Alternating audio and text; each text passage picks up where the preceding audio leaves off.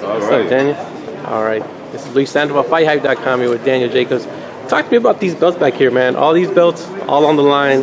What does it mean to you seeing those belts right now? It's a great opportunity. It's what every fighter wants. It's to be the undisputed champion in their respective weight division. This is a perfect opportunity for me. This is the peak of my career. I feel like I'm in my prime, and I'm looking forward to stepping up and taking that challenge. They've always said that he's been an avoided fighter. Not a lot of guys have stepped up to fight him. Why did Daniel Jacobs decide to say, you know what, I need to fight Gennady Golovkin? Because I didn't really understand. I mean, of course he's a big puncher, but I really don't understand the big intimidation about people. Me knowing what I bring to the table,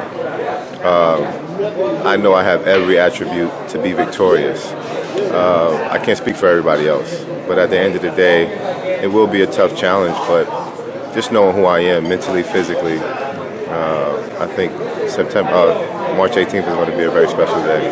I did my research before I got here. You're going to be the biggest puncher he's ever faced, at least, according to category. Your 88% knockout ratio. Yeah. Do you feel his chin has been tested, or do you think you'll be probably the first ones to actually see what he has there?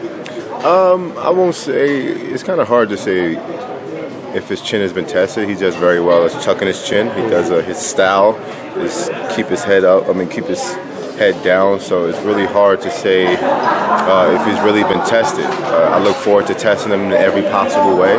So we have yet to see. This is boxing. You never know. One shot can change everything. So. Are you concerned with his power at that point, or do you kind of have to put it in the back of your mind and just do what you do, or do you have to kind of be conscious of it? You have to be conscious of it because it's one of his biggest strengths. You can't go in there and think you're just gonna take away a guy's biggest strength when he's been successful at it. But the key is minimizing his strength as much as possible.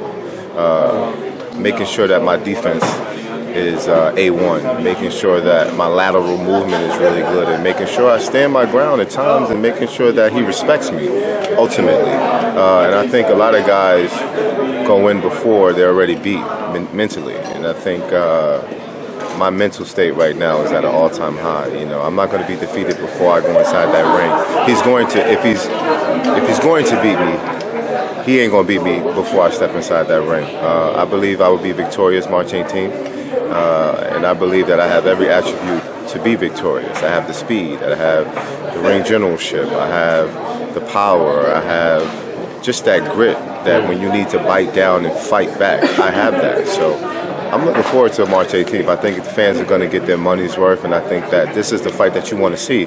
And it's the biggest fight as well in the middleweight division in some time. I can't remember the last big middleweight fight where two fighters who was the best in the division fought each other in their prime. Yeah. So that's exciting for me. That's exciting for the fans as well.